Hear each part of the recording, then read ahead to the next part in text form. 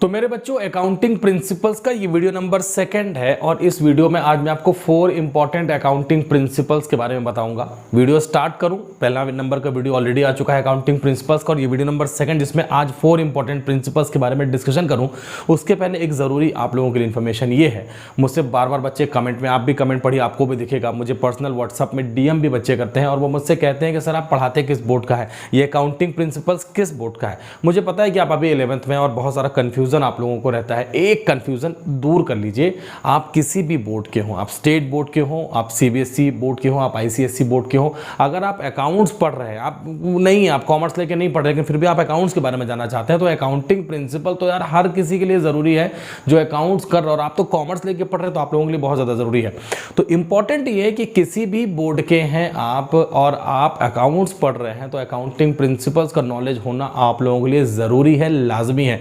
तो बिल्कुल डाउट मत रखिए, बस पढ़ाई करिए, नोट्स तैयार करिए।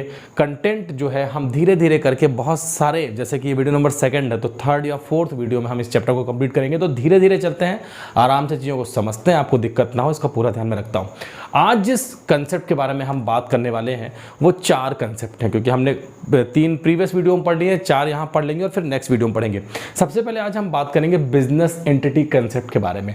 बिजनेस एंटिटी कंसेप्ट क्या होता है थोड़ा देर में जानेंगे। इसके अलावा हम बात करेंगे मनी मेजरमेंट कंसेप्ट क्या होता है इसके बारे में जानेंगे। 3rd नंबर पे हम जानेंगे यहाँ पे अकाउंटिंग पीरियड कंसेप्ट, और 4th नंबर पे हम आज बात करेंगे कॉस्ट कंसेप्ट, जिसे हम हिस्टोरिकल कॉस्ट कंसेप्ट भी बोलते हैं। तो 4 इंपॉर्टेंट कंसेप्ट है। सबसे पहले स्टार्ट करते हैं कि हमारे पास बिजनेस एंटिटी कंसेप्ट क्या होता है। देखिए, बिजनेस एंटिटी कंसेप्ट में एक बात आपको बहुत क्लियर कर लेनी है, जो भी अकाउंट्स हम बना रहे हैं, किसी भी जगह पे अगर आप अकाउंट्स बनते देखते हैं तो अकाउंट्स जो बन रहे होते हैं वो बिजनेस के पॉइंट ऑफ व्यू से बन रहे होते हैं, बिजनेसमैन के पॉइंट ऑफ व्यू से नहीं बन रहे होते हैं। मतलब जो अकाउंट्स बना रहा होता है वो खुद का अकाउंट्स नहीं बना रहा होता है, वो उस बिजनेस का अकाउंट बना रहा होता है जिस बिजनेस में वो इन्वॉल्व है। तो बिजनेस के अकाउंट्स बनाना है आपको, और बिजनेस के अकाउंट्स बनाने के लिए, क्योंकि बिजनेस अपने से तो अपने अकाउंट्स बनाएगा नहीं ना, बिजनेस तो कोई फिजिकल एग्जिस्टेंस नहीं है, वो तो हमने एक बिल्डिंग बनाई है, उसमें फर्नीचर, गुड्स और लैंड बिल्डिंग वहां पे खड़ी कर दी है, तो उसे हम बिजनेस का नाम देते हैं। करने वाले ह्यूमन बीइंग ही होते हैं। तो ह्यूमन बीइंग अकाउंट्स बना जरूर रहे हैं, लेकिन वो उस बिजनेस का अकाउंट बना रहे हैं। तो ये आपका डाउट क्लियर होना चाहिए कि बिजनेसमैन के पॉइंट ऑफ व्यू से अकाउंट नहीं बनते, बल्कि बिजनेस के पॉइंट ऑफ व्यू से अकाउंट बनते हैं। अब यहीं पे 2 बातें आपको क्लियर होती दिख रही हैं। देखिए, सबसे पहले बिजनेस और दूसरा बिजनेसमैन, ये 2 अलग अलग लोग हैं, आपको इनको कभी भी क्लब टुगेदर नहीं करना है। तो 2 अलग अलग लोग हैं, बिजनेस और बिजनेसमैन। तो बिजनेस का अकाउंट्स बनाना है हमको, और बिजनेसमैन बना रहा है, क्योंकि बिजनेस अकाउंट नहीं बनाएगा, लेकिन बिजनेस के पॉइंट ऑफ व्यू को ध्यान रखते हुए अकाउंट्स बनाना है। बिजनेस के अकाउंट्स बनाने का मतलब यह है कि हम सिर्फ बिजनेस अकाउंट्स बनाते हैं, बिजनेस में होने वाले लेन देन, बिजनेस में होने वाले ट्रांजैक्शंस को ही रिकॉर्ड करेंगे, क्योंकि जो बिजनेसमैन है उसका तो पर्सनल खर्चे भी बहुत सारे हैं ना, उसकी अदर, क्योंकि बिजनेस से जो इनकम है वो तो बिजनेस में इनकम दिखेगी बिजनेस से, लेकिन पर्सनल बिजनेसमैन की और भी इनकम हो सकती है, वो कहीं पे कुछ और एक्स्ट्रा इनकम जनरेट कर रहा होगा। दोनों इनकम को मिक्स कर देंगे तो बिजनेस से कितना प्रॉफिट हुआ ये पता नहीं चल पाएगा। सेपरेशन रखना है आपको, अलग अलग रखना है। बिजनेस एंटिटी कंसेप्ट हमें यही बताता है कि बिजनेस को बिजनेसमैन से अलग रखिए। बिजनेस एक्टिविटी को रिकॉर्ड करने के लिए, बिजनेस के पॉइंट ऑफ व्यू से अकाउंट्स बनाने के लिए हम इस कंसेप्ट को पढ़ रहे हैं।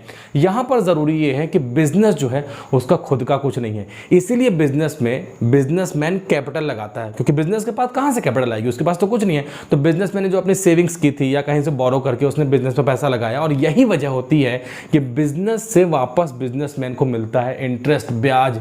ऐसा माना जाता है कि बिजनेसमैन ने बिजनेस को पैसा उधार दिया है, और इसीलिए बिजनेस जो होता है वो बिजनेसमैन से जो पैसा लेता है, जिसे हम कैपिटल कहते हैं, उसे वो लायबिलिटी साइड में लिखता है। और बिजनेस के हिसाब से ये जो बिजनेसमैन है ये होता है क्रेडिटर्स। मतलब बिजनेस को हमेशा बिजनेसमैन को देने के बारे में सोचना है, क्योंकि उसने बिजनेसमैन से उधार लिया है। बहुत सारे पर्सनल खर्चे होते हैं, उन्हें हमें बिजनेस से अलग करना पड़ता होता है। बिजनेसमैन कई बार बिजनेस से ड्रॉइंग्स भी कर लेता है, मतलब अपने पर्सनल खर्चे के लिए निकाल लेता है, क्योंकि बिजनेस तो बिजनेसमैन ही चला रहा है ना, तो बिजनेस से मैंने पर्सनल खर्चे के लिए कुछ निकाल लिया। ऐसे में बिजनेसमैन को बिजनेस को ब्याज देना पड़ता है, इंटरेस्ट देना पड़ता है, क्योंकि ऐसा माना जाता है कि बिजनेसमैन ने इस बार बिजनेस से उधार लिया है। बहुत डिफरेंस आपको पढ़ने की जरूरत नहीं, बस इतना समझिए कि दोनों अलग अलग पर्सन को आपको ट्रीट करना है। कई बार जब आप आगे पढ़ेंगे, बिजनेस स्टडीज वगैरह पढ़ेंगे, तो लीगली हम वहां पे सेपरेट एग्जिस्टेंस प्रोवाइड करते हैं। अलग अलग मानना है, अलग अलग मान के बिजनेस में जो नॉन बिजनेस एक्सपेंडिचर्स होते हैं, इनकम होती है, उन्हें इन्वॉल्व नहीं करना है। और ऐसा करके बिजनेस के प्रॉपर जो true and fair accounting position है उसको हम फाइंड आउट कर सकते हैं और देख सकते हैं कि बिजनेस में कितना लेना है, किसको कितना देना है, बिजनेस में कितना प्रॉफिट हुआ, बिजनेस में कितना लॉस हुआ, बिजनेस में कितना आया कितना गया, सब कुछ पता चल पाएगा अगर हम सेपरेशन रखेंगे बिजनेस का। तो ये जो कंसेप्ट है हमारे लिए बिजनेस एंटिटी कंसेप्ट, ये हमें यही बता रहा है कि भाई दोनों को अलग करके चलिए तो कंफ्यूजन नहीं होगा और आप बिजनेस का सही व्यू वहाँ पे ले सकेंगे। पहला हमारा जो आज का प्रिंसिपल है वो यहीं, बस इतना ही समझना है आपको। 11th में ज़्यादा पढ़ेंगे तो कन्फ्यूजन होता जाएगा, बस थोड़ा पढ़िए। दूसरा है मनी मेजरमेंट। देखिए ये भी बहुत ईजी है। मनी मेजरमेंट का मतलब होता है कि हम जो भी अपने बुक्स ऑफ अकाउंट में ट्रांजेक्शन्स को रिकॉर्ड करेंगे, जिन भी लेन देन को बुक्स ऑफ अकाउंट में अपने अकाउंट्स में मेंटेन करना है, उनका वैल्यूएशन होना चाहिए, मनी के टर्म में होना चाहिए। ऐसा नहीं आप कहेंगे कि हाँ इतना सारा माल आया था, इतने सारा पैसे आए थे, 2 बोरे पैसे आए थे, नहीं, उसका मनी मेजरमेंट होना चाहिए। और मनी मेजरमेंट होने के बाद ही हम किसी भी एक्टिविटी को अपने बुक्स ऑफ अकाउंट का पार्ट बनाते हैं। ऐसी कोई भी एक्टिविटी जो बहुत इंपॉर्टेंट है, आपको भी लग रहा है कि यार एक्टिविटी बहुत इंपॉर्टेंट है, 2 आपके बिजनेस के अच्छे पुराने वर्कर्स आपस में लड़ाई कर रहे हैं और आपको लग रहा है कि यार ये दोनों तो हमारे बिजनेस के बहुत अच्छे वर्कर्स हैं, ये लड़ रहे हैं, बिजनेस छोड़ के चले जाते हैं, उनके जाने से आपको नुकसान भी होगा। लेकिन क्योंकि इस नुकसान वर्कर्स के लड़ने से, उनके लड़ाई झगड़े को हम मनी के मेजरमेंट टर्म में नहीं नाप सकते कि इन दोनों के बीच में कितने लाख की लड़ाई हो गई, क्योंकि लड़ाई तो वहाँ पे अपने अपने व्यूज़ की हो रही थी। ऐसे में बिजनेस ट्रांजैक्शंस में मनी मेजरमेंट का होना ज़रूरी है।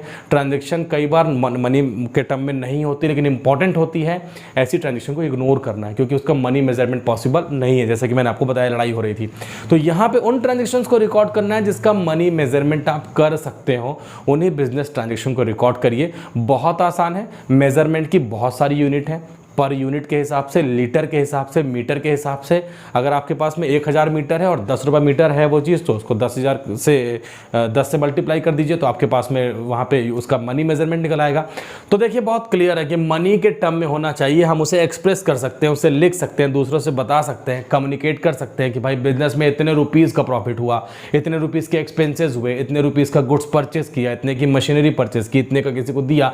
तो मनी मेजरमेंट एक ऐसा यूनिट है जहाँ पे हम इजीली अपने बिजनेस एक्टिविटीज को मॉनेटरी टर्म में एक्सप्रेस कर सकते हैं। और हम अपने इस कंसेप्ट को अगर फॉलो करेंगे, इसके बिना देखिए अकाउंट्स बन ही नहीं सकता। अगर आप उसको मनी के टर्म में इवेल्युएट नहीं कर पाएंगे तो आप अकाउंट्स बना ही नहीं पाएंगे, ये बात आप समझ लीजिए। तो मनी मेजरमेंट बहुत सिंपल सा कंसेप्ट है, आप लोग परेशान रहते हैं कि आपको समझ में नहीं आता। तीसरा, जल्दी से चलते हैं, तीसरा अकाउंटिंग पीरियड कंसेप्ट है। अकाउंटिंग पीरियड कंसेप्ट का मतलब होता है कि जो अकाउंट्स बना रहे हैं वो ठीक वैसे ही हैं जैसे आपका बर्थडे है या जैसे आप क्लास 11th में पढ़ रहे हैं। आप सालों साल क्लास 11th में नहीं पढ़ने वाले। आपका बर्थडे ठीक 365 दिन के बाद रिपीट होता है, फिर रिपीट होता है, कई बार आता है। कहने का मतलब ये है कि एक ईयर जो है वो लिमिटेड टाइम पीरियड का है। आप चाहे किसी क्लास में पढ़ रहे हो, आपका बर्थडे हो, 1 साल के बाद दोबारा जाता है। अकाउंट्स भी हम जो बनाते हैं वो 1 साल के बनाते हैं। 365 डेज हम जनवरी 1 से लेकर 31 दिसंबर, अगर हम कैलेंडर ईयर की बात करते हैं। एक होता है फाइनेंशियल ईयर जो टोटली रिकग्नाइज्ड है बाय गवर्नमेंट, उसे हम कहते हैं वो स्टार्ट होता है 1 अप्रैल से और 31 मार्च तक जाता है। ये भी 12 महीने होते हैं। तो हम जो भी काम करेंगे एक लिमिटेड टाइम पीरियड का काम करेंगे। ऐसा नहीं कि पिछले कई सालों का, अगले कई सालों का। ऐसे में तो आप बिजनेस में हिसाब रख ही नहीं पाएंगे, बिजनेस में, अकाउंट्स में, बिजनेस में कितना प्रॉफिट हुआ ये जान नहीं पाएंगे। तो अकाउंटिंग पीरियड कंसेप्ट हमें एक बाउंडेशन प्रोवाइड करता है, एक टाइम लिमिट प्रोवाइड करता है। उसी टाइम लिमिट के अकाउंट्स हम बनाते हैं और जब टाइम खत्म हो जाता है, जो भी बैलेंसेस होते हैं उसे हम क्लोजिंग बैलेंस कहते हैं। और वही जब नेक्स्ट ईयर में जाते हैं हम तो उसे हम ओपनिंग बैलेंस कहते हैं। क्लोजिंग डेट को हम बिजनेस से प्रॉफिट या लॉस का कैलकुलेशन करते हैं और बताते हैं कि हाँ भाई देखो इतना प्रॉफिट इस अकाउंटिंग ईयर में, मतलब कि इस बिजनेस के इस साल में हुआ है। तो एक एक्सप्रेस करने के लिए एक हमारे पास बना बनाया एक पॉकेट है, उस पॉकेट को हम एक का अकाउंटिंग ईयर बोलते हैं।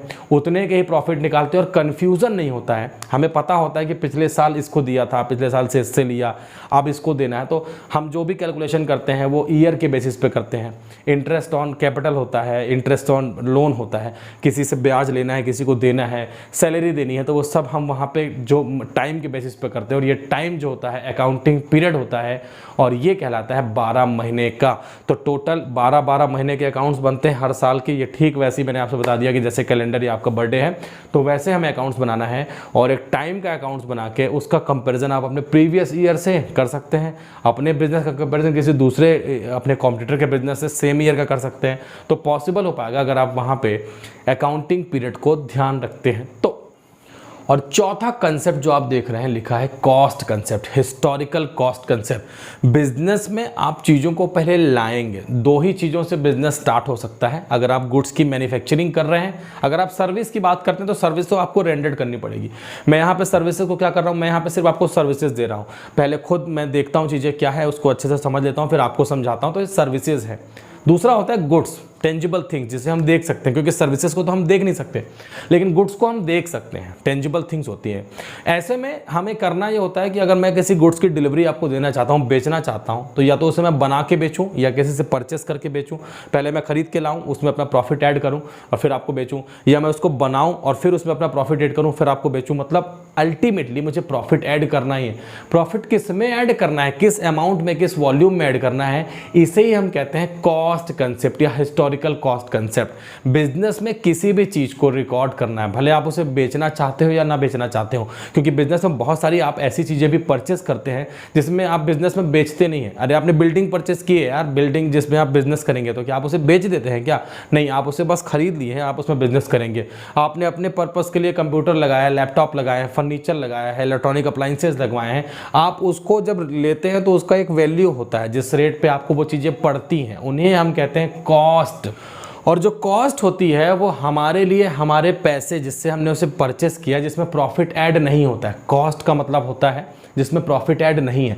और अगर हमें प्रॉफिट ऐड करना है तो उसके लिए कॉस्ट का पता होना ज़रूरी है, क्योंकि प्रॉफिट जो होता है वो कॉस्ट का ही एक परसेंटेज होता है। जैसे आप किसी आइटम को मान लेते हैं 100 रुपीज़ में परचेस करके लाते हैं और उसे मार्केट में 10% प्रॉफिट में बेचना चाहते हैं, तो 10% किस चीज़ का? उसी कॉस्ट का 10%। 100 रुपीज़ का आपको पड़ा है, 10% मतलब कि 100 रुपीज़ का 10 मतलब कि 10 रुपीज़, तो 100 + 10 = 110। आप उसे मार्केट में बेच दीजिए। तो कॉस्ट का पता होना ज़रूरी है। बिजनेस में जो भी हमें ट्रांजेक्शन रिकॉर्ड करनी है वो कॉस्ट में ही रिकॉर्ड करनी है। दो चीज़ें होती हैं, एक होती है कॉस्ट प्राइस, एक दूसरा होता है मार्केट प्राइस। तो मार्केट प्राइस से देखिए आपको कोई लेना देना नहीं है। इसको एग्जांपल के साथ समझिए। मान लेते हैं आपने एक बिल्डिंग परचेस कर ली। अब बिल्डिंग आपने 5 साल पहले परचेस की थी 1 करोड़ रुपीज़ में। आपको पता है कि बिल्डिंग जैसी चीज़ है जिसका टाइम के साथ वैल्यू, लैंड और बिल्डिंग की वैल्यू टाइम के साथ बढ़ेगी। 5 साल बिजनेस करते करते आप जिस लैंड बिल्डिंग में रह रहे हैं आप उसमें डिप्रिशिएशन लगाएंगे, क्योंकि आप ऐसा मानते हैं कि आपकी वैल्यू, जो लैंड एंड बिल्डिंग की वैल्यू, वो 5 साल में थोड़ा थोड़ा घिस रही है, उसमें घिसावट लग रही है।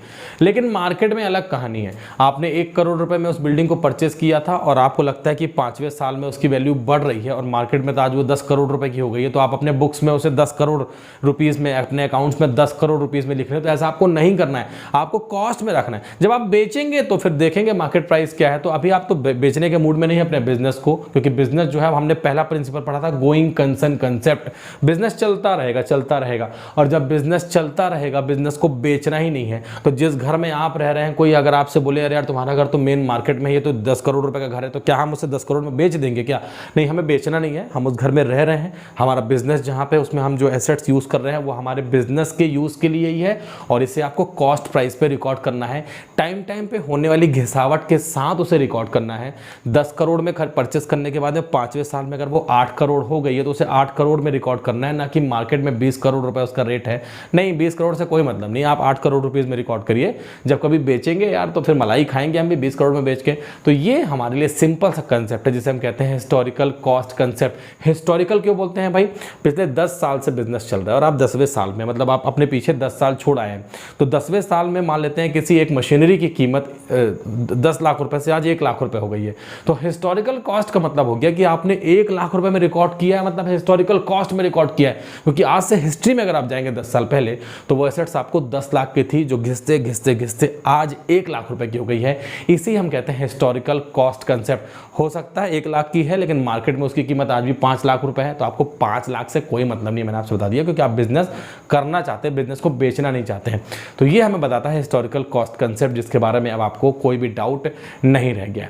4 ही हैं, मैंने आपसे कहा था बहुत जल्दी फटाफट आपको समझा दूंगा। ज़्यादा डिटेल में पढ़ेंगे कंफ्यूज होंगे, मैं आपसे वादा करता हूं। ज़्यादा डिटेल में बहुत नहीं, जो थोड़ा थोड़ा देखिए और आपको बस थ्योरी बेस अकाउंटिंग में इतना ही एक मतलब अंडरस्टैंडिंग होनी चाहिए कि अच्छा ये कंसेप्ट है, इसका ये मतलब होता है।